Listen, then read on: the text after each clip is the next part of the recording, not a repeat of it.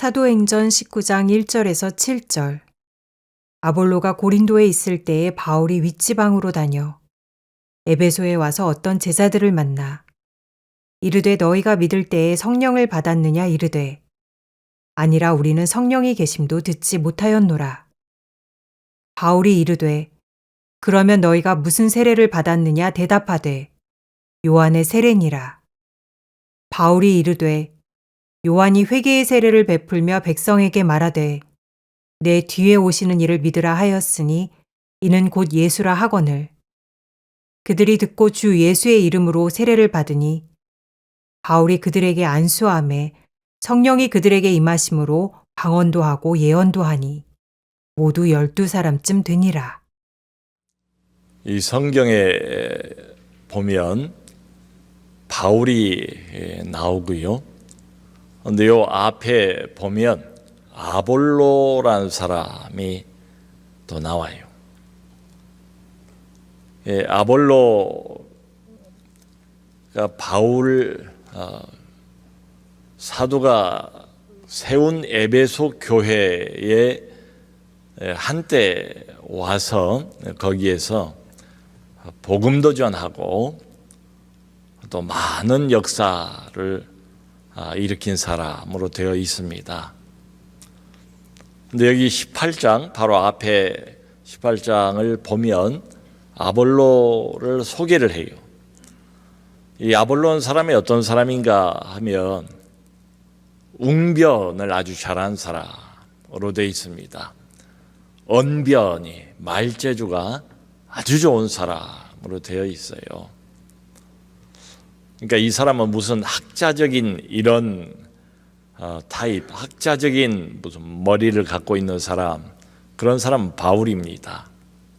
근데 바울은 오히려 말에는 은사가 없는 것처럼 묘사되어 있는 부분도 있지요. 그가 쓴 편지는 읽을만 하지만 직접 만나서 말을 들으면 별로 시원치 않다, 이런 평가를 받기도 했습니다. 그거하고 정반대로 생각을 하시면 되겠어요. 아볼로는 웅변, 타고난 언변의 은사가 아주 출중한 사람이었던 것 같아요. 그런데 이 아볼로가 예수를 믿게 됐어요. 유대인인데 구약 성경이 예고하고 있는 예언자들이 가리키고 있는 그 인물, 오시마하고 하나님께서 약속한 그 메시아가 바로 이 사람이라는 걸 확신을 하게 됐어요. 그런 확신 위에다가 하나님이 주신 이 타고난 웅변과 언변을 가지고 설교를 통해서 말씀 전파를 통해서 많은 사람들에게 은혜를 끼치고 있었습니다. 지금 에베소 교회에서 일어난 일이에요. 에베소 교회는 바울이 2차 전도 여행을 갔을 때 잠깐 그저 몇 주 있으면서 교회를 설립을 했어요. 그리고 당시에는 교회를 확장하고 복음을 확장하는 게 급선무였기 때문에 바울은 곧바로 다른 곳으로 떠났습니다. 그리고는 그때에 내가 기회가 되면 하나님이 또 기회를 주시면 반드시 너에게 돌아오겠다. 지금 오늘 19장은 그 약속대로 바울이 다시 에베소 교회로 돌아온 거예요. 그런데 바울이 에베소 교회를 떠나 있는 비어 있는 그 기간에 누가 에베소 교회에 등장을 했는가 하면 바로 아볼로입니다. 이제 막 탄생한 에베소 교회를 아주 강력한, 매우 설득력 있는 웅변, 언변, 그리고 예수 그리스도에 대한 대단한 확신을 가지고 큰 영향을 끼친 사람이 이 아볼로입니다. 자, 그런데 다 좋은데 오늘 성경을 보면 아볼로에게 하나 단점이 있어요. 그 단점이 뭔가 하면 18장 그 뒷부분을 보면 아볼로가 요한의 세례만 알고 있었대요. 여러분 성경을 보면 세례가 2개가 나와요. 신약 시대에 우리에게 해당되는 세례가 둘이 나오는데 하나는 요한의 세례가 있고, 요한의 세례는 어떤 세례입니까?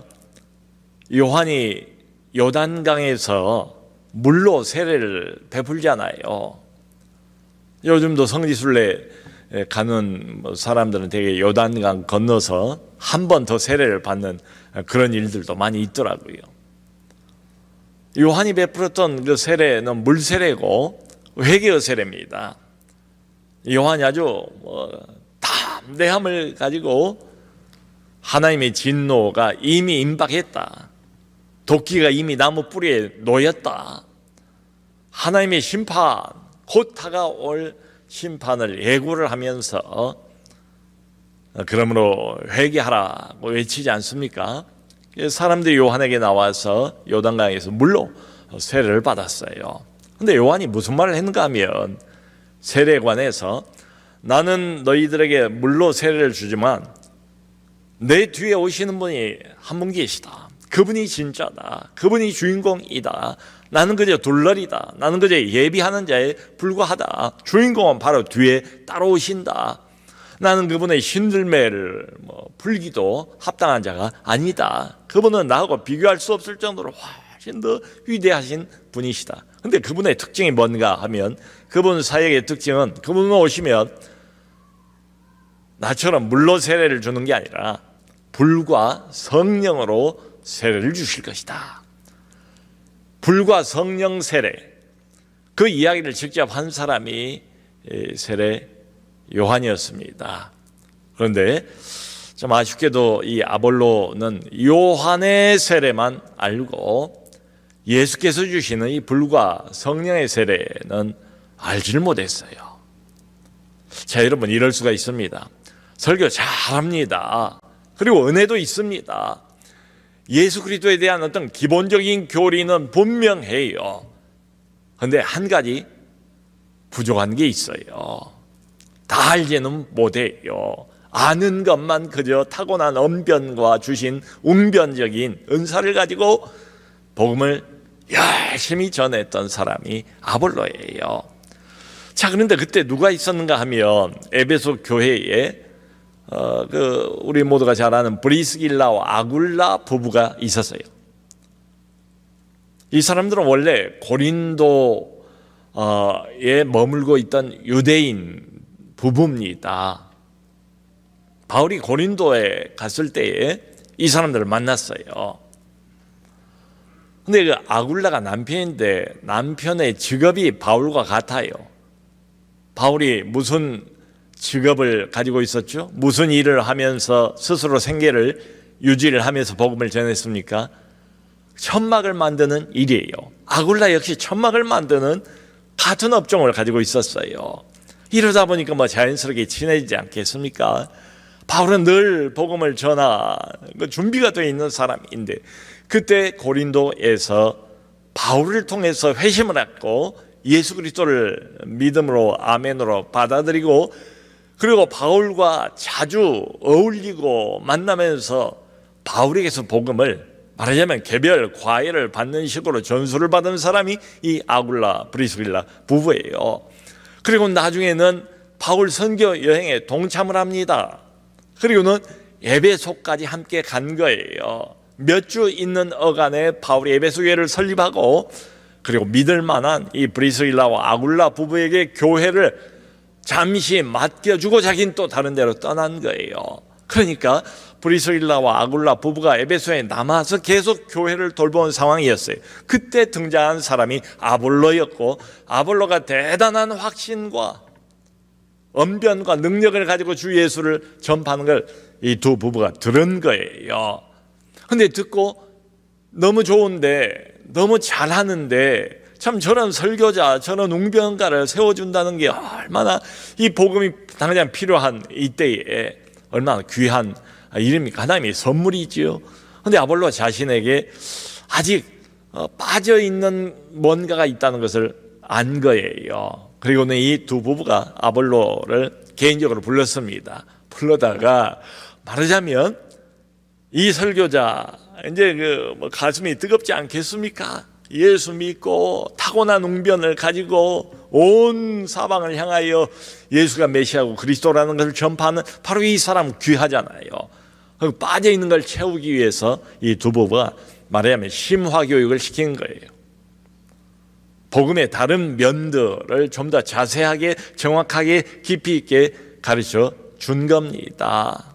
아볼로가 그걸 그대로 받은 거예요.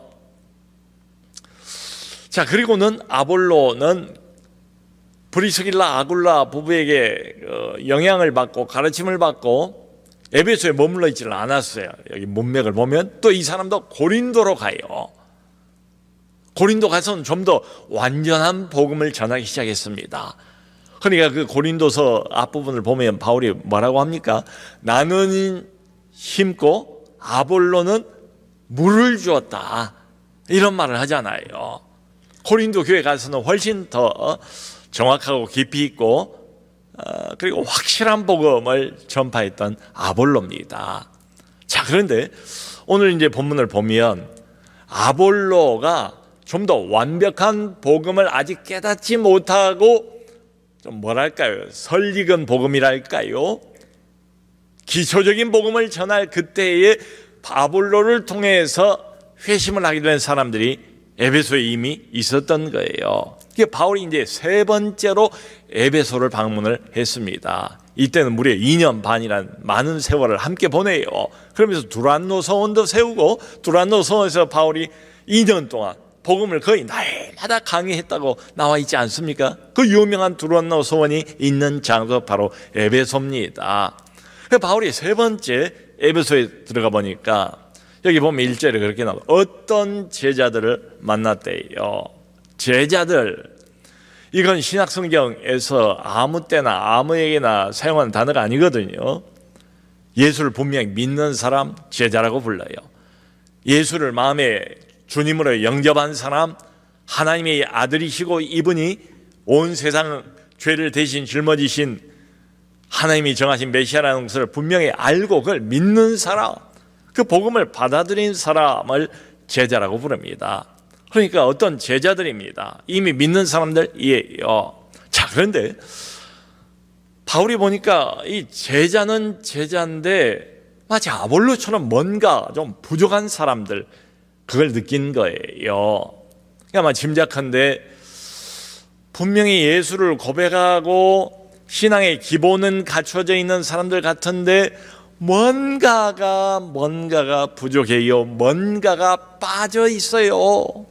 예를 들면 신앙에 일반적으로 당시에 성령의 큰 부흥이 있을 때 아닙니까? 1세기 초대교회 하나님의 성령이 강림하고 난 오순절 이후의 상황이에요. 그런데 이 어떤 제자들을 보니까 예수 신앙 고백을 하는데 신앙의 활력이 없어요. 증거의 어떤 능력도 없어요. 신앙이 그 고린도 교회에 보면 막 펄펄 뛰잖아요.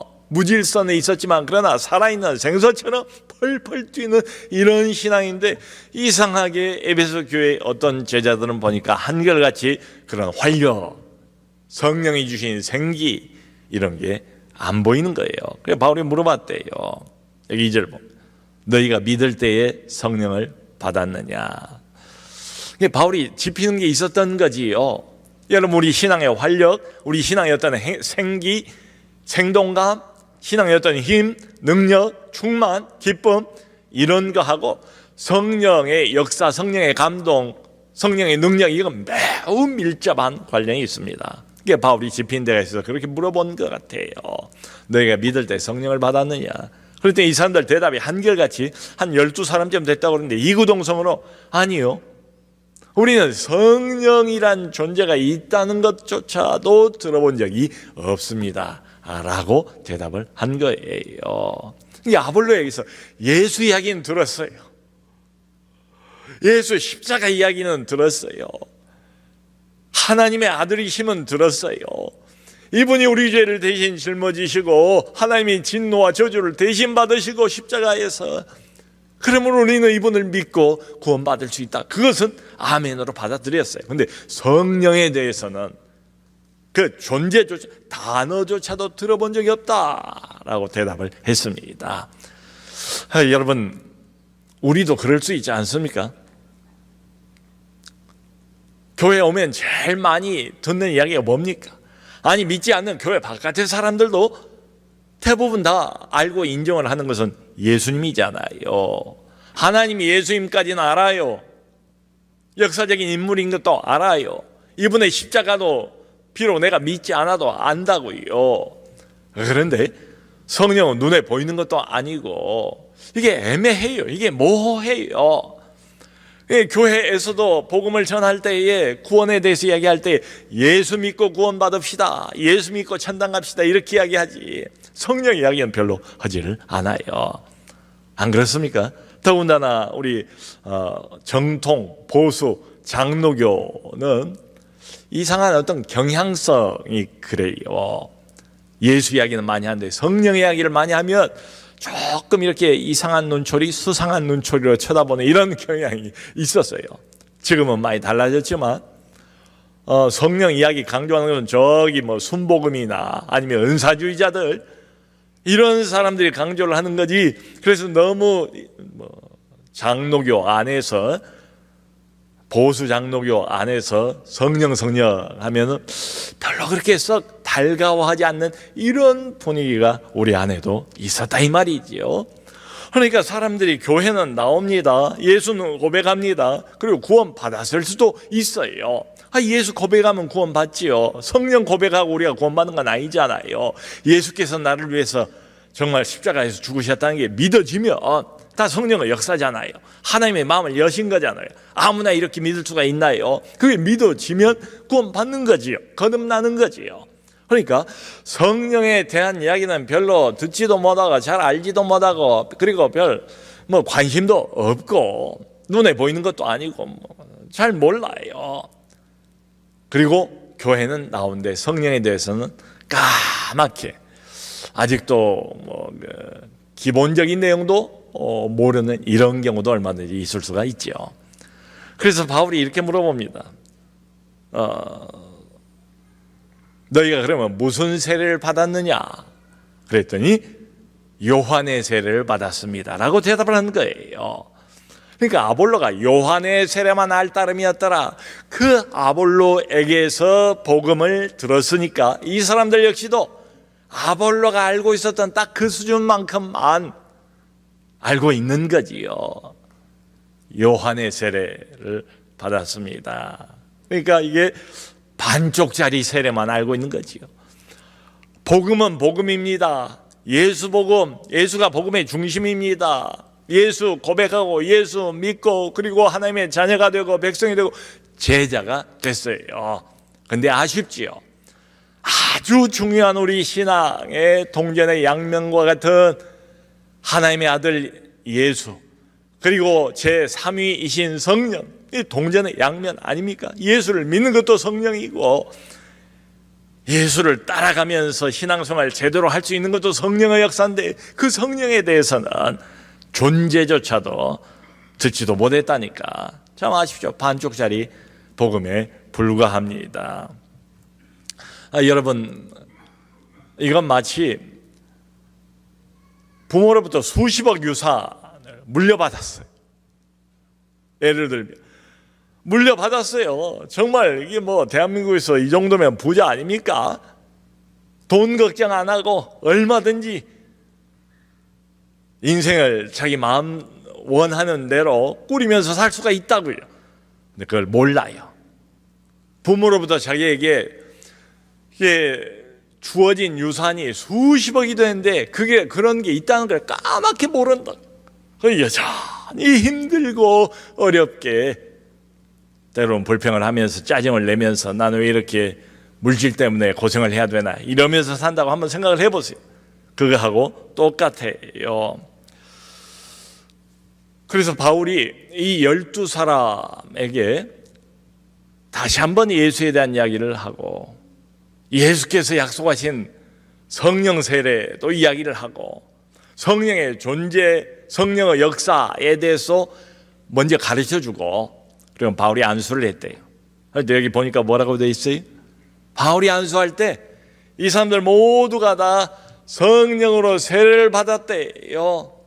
그래서 오순절날 유대인들이 보였던 똑같은 반응, 성령으로 세례를 받을 때에, 성령의 불이 임할 때에, 성령의 능력이 임할 때에 오순절날 하늘로부터 불같은 성령이 임해서 각 사람 머리 위에 있지 않았습니까? 그리고 그 사람들이 입을 열어서 말을 시작하니까 다 이게 방언이 되잖아요. 하나님의 영광을 막 높이는 대단한 사건, 온 예루살렘 주민들이 다 몰려드는 이런 사건이 있지 않았습니까? 오순절날 나타났던 그 현상, 똑같은 현상이 나타났대요. 그래서 이걸 보고 에베소의 오순절이다 이렇게 불러요. 에베소의 오순절. 자, 여러분, 그런데 여기 성령 세례가 나오는데, 그러면 우리는 성령 세례를 언제 받는가? 이렇게 예수를 믿고 난 다음에 한참 시간이 지나고 난 뒤에 언젠가 성령에 관한 진리를 다시 한번 새롭게 듣고 마음이 움직이고 마음이 열리고 그럴 때에 어떤 하나님의 세컨드 블레싱, 두 번째 축복이 있는 것인가? 여기에 대해서는 아직도 논란이 많아요. 그런데 일반적으로 우리 보수 교회에서는 그렇게 보지 않습니다. 성령 세례는 언제 받는가 하면 예수를 믿는 그 순간 하나님께서 성령을 통해서 나를 예수께로 접붙여 주시는 그 세례, 성령 세례, 그게 성령으로 가능하지 내가 결심한다고 믿어집니까? 그건 아니죠. 고린도 전서 12장 13절 같이 한번 읽어보겠습니다. 고린도 전서 12장 13절 시작. 우리가 유대인이나 헬라인이나 종이나 자유인이나 다 한 성령으로 세례를 받아 한 몸이 되었고 또 다 한 성령을 마시게 하셨느니라. 아멘. 여러분, 이 말씀을 보면 바울이 아주 분명하게 이야기를 하잖아요. 우리 모두가 다 한 성령으로 세례를 받아서 한 몸이 되었고 또 다 한 성령을 마시게 하셨느니라. 우리 모두가 다 한 성령으로 세례를 이미 받았다예요. 세례라는 것은 그 의미가 그겁니다. 주 예수 그리스도 메시아 하나님의 아들, 우리 신앙의 핵심, 우리 주인 되신 그분과 내가 하나로 연합되었다는 게 세례의 의미예요. 그걸 이제 물로 표현하는 게 우리가 물세례 주는 겁니다. 근데 실제로는 하나님의 아들이신 이분과 내가 어떻게 하나가 됐는가, 어떻게 연합됐는가, 이건 내 의지로 내 결심이나 선택이 아니에요. 성령께서 그렇게 하신 겁니다. 다 한 성령으로 세례를 받아서 우리 모두가 한 몸이 되었을 뿐만 아니라 그리스도 예수와도 하나가 되었어요. 그러니까 우리 모두가 다 이미 성령으로 세례를 받은 사람들이에요. 이렇게 말씀드릴 수 있어요. 성령이 아니고서 누구든지 예수를 주라고 부를 수가 없어요. 누구든지 예수를 주라고 부르고 진정으로 예수를 나의 주님, 나의 구원자, 나의 주인이라고 고백하는 사람들은 이미 성령으로 세례를 받은 사람들이다. 아멘. 자, 그런데 성령으로 세례를 받았다는 이 말은 성령이 이미 그 사람 안에 오셨다는 말이고, 성령이 한번 오시면 주님이 약속하신 말씀처럼 너희를 고아처럼 내버려 두지 않고 너희를 떠나지도 않고 영원토록 너희와 함께 거할 것이다 약속을 주셨잖아요. 성령은 한번 오시면 우리를 떠나지 않으세요. 영원토록 우리 신앙을 돕기 위해서 하늘나라 갈 때까지 이 땅에서 광야 인생길을 걸음걸음 인도하면서 우리 신앙을 지켜주신 분이 바로 성령님이세요. 우리 안에 계세요. 그걸 우리는 성령의 내주라고 부릅니다. 성령 안에 계신, 집을 짓고 사는 것처럼 우리 자신의 영혼이 성령이 살고 있는, 거주하고 있는 집이에요. 항상 계십니다. 자, 그런데 여기서 꼭 우리가 하나 더 생각해야 할 것은 성령이 우리 안에 내주하신다, 거주하신다, 이미 살고 계신다, 나와 함께 계신다. 근데 그렇다고 해서 항상 성령에 충만한 것은 아니에요. 성령의 충만함과 성령의 내주는 다릅니다. 그러니까 이런 면에서 보면 모태신앙이 있잖아요. 태어나서 눈 떠보니까 자기는 이미 그리스도인이에요. 이미 기독교 가정이에요. 뭐라고 선택의 여지도 없이 그냥 어려서부터 영아부, 유아부, 유치부, 주일학교 학생이에요. 그런 사람들 중에 맹숭맹숭하잖아요. 마음이. 근데 아주 자연스럽게 자기도 모르게 그냥 자기는 기독교인이에요. 또 그 고백이 가짜가 아니에요. 형식이 아니에요. 참 얼마나 감사합니까? 나면서부터 믿는 부모님들 밑에서 좋은 신앙의 영향을 받으면서 자라면서 나도 모르게 신앙이 내 것이 됐다고요. 내 것이. 그럼에도 불구하고 각 개인의 오순절이 필요할 수가 있습니다. 그러니까 예수를 믿어요. 예수 고백해요. 봉사도 해요. 그런데 바울이 그 어떤 제자들을 만났을 때 처음 받았던 인상, 뭔가 빠져 있다고요. 뭔가 부족해요.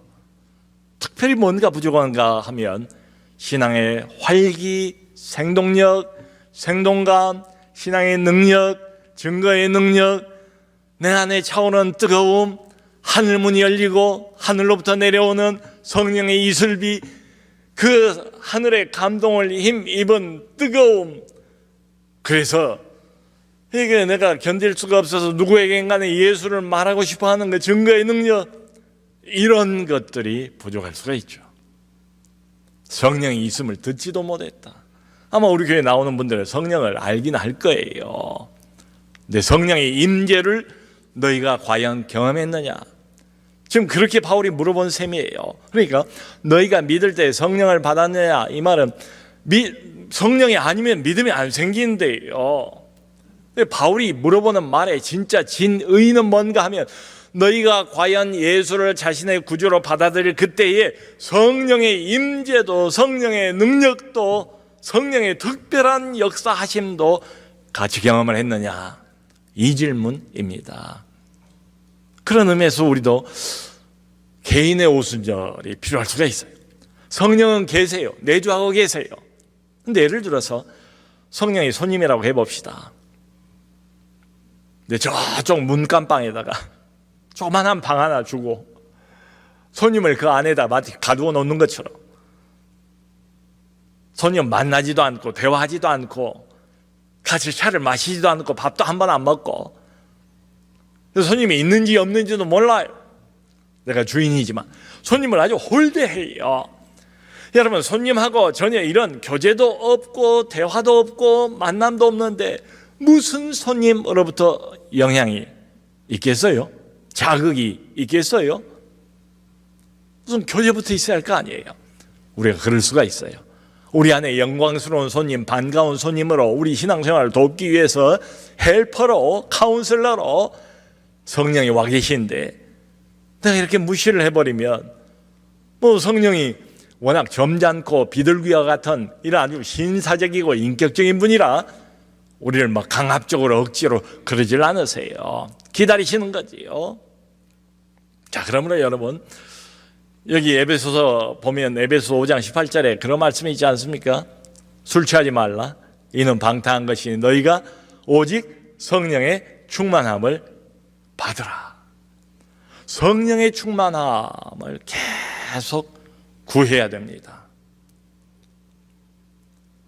성령의 충만함을 구하라고, 추구하라고, 그것을 끊임없이 간절히 찾으라고, 열망하라고, 간구하라고. 성경은 굉장히 어조를 보면 절박하고 긴급한 이런 요청으로 우리에게 말씀하고 있습니다. 성도 여러분, 우리가 빛의 자녀답게 살기를 원하잖아요. 근데 살 수 있는 힘이 필요해요. 우리가 경건의 모양은 교회 나오면 갖출지 모르겠어요. 주일날 예배당에 나오고 봉사도 하고 교회 안에서 믿는 자처럼 그렇게 처신도 하고, 근데 당장 교회가 밖에 가면 호롤 단신이잖아요. 주인은 캄캄하잖아요. 어둠이잖아요. 죄악으로 가득 차 있잖아요. 온갖 유혹들이 널려 있잖아요. 그 한 복판에서도 우리가 빛의 역할을 하고 소금의 역할을 제대로 감당하려면 이건 이론의 문제가 아닙니다. 이건 힘의 문제예요. 무엇이 바른 길인 건 알지만 그걸 따라갈 만한 힘이 없고, 무엇이 틀렸다는 걸 알지만 그걸 거절할 만한 힘이 없으면 아무리 내가 바로 알고 있어도, 지식이 있어도 실천이 불가능하잖아요. 성령의 역사가 필요합니다. 성령의 능력이 필요합니다. 우리 안에 이렇게 불타오르는 성령, 주로 성령을 불로 묘사를 많이 하잖아요. 불 같은 성령이라고 말하잖아요. 불은 능력이잖아요. 모든 걸 살라버리는 능력이잖아요. 바람 같은 성령이라고 말하잖아요. 폭풍이 치면 허리케인, 무서운 거지만 모든 걸 다 휩쓸어가 버리는 능력 아닙니까? 파워 아닙니까? 힘 아닙니까? 성령과 무기력은 같이 갈 수가 없어요. 근데 교회를 나오면서도 그냥 무기력증에 빠져 있는 것 같고, 맹숭맹숭하고 재미가 없고 은혜도 없고, 하는 걸 형식적으로 껍데기로는 다 해도 이상하게 생기가 없고 활력이 없고. 여러분, 장사도 개점 휴업이라는 게 있잖아요. 또 문전성시라는 게 있지 않습니까? 우리 신앙이 그래요. 둘 다 가게는 가지고 있다고요. 두 사람 다 성령이 없는 게 아니에요. 성령이 있어요. 근데 한 가게는 열어놓았는데 개점 휴업 상태, 아무도 안 오고 그냥 싸늘하게 가게가 닫혀 있는 것과 똑같은 이런 신앙생활일 수도 있죠. 근데 또 한 가게는 보니까 문전성, 계속 사람들이 밀려들고 사람들이 흥정을 하고 웃는 소리가 들리고 기뻐하는 소리가 들리고 말이죠. 둘 다 성령이 그 안에 내주하고 계신데, 한 사람은 성령으로 충만하고 한 사람은 성령이 마치 안 계시는 것 같은 이런 상황이 되어버릴 수도 있다. 우리 신앙의 어떤 힘, 활력, 생기, 생동감, 이 모두 성령의 역사하고 관련이 있어요. 여러분, 돌아가신 그 옥하는 목사님이 이제 돌아가신 지가 15년 됐어요. 2010년도 9월 달에 돌아가셨는데, 저희 신학교 2학년 때 그분이 그 평신도를 깨운다, 제자훈련 그 교과서 아닙니까? 그 책에 막 나왔을 때예요. 그 본인이 저자가 직접 와서, 우리 2학년 때였는데 한 학기 내내 그 책을 가지고 저자 직강을 우리는 직접 들었어요. 목회 광인론을 주장하는 사람입니다. 제자 훈련에 완전히 미쳐야 한대요. 쏟아야 한대요.